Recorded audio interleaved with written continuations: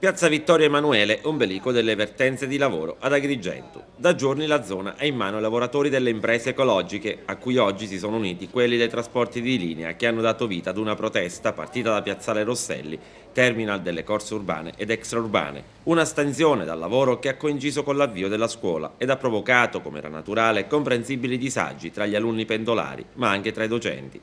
La protesta è diretta contro la Regione per i continui e pesanti tagli di risorse a favore del settore dell'autotrasporto pubblico.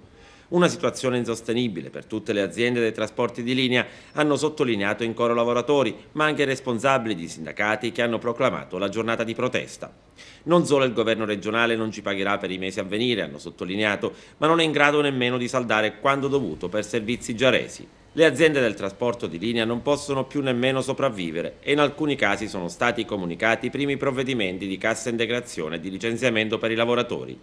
I sindacati parlano di resa totale da parte del governo regionale che ha annunciato che non ci sono i fondi per coprire il servizio, ma soprattutto non si sa da dove recuperarli in quanto non c'è più da cosa raschiare nel fondo del barile.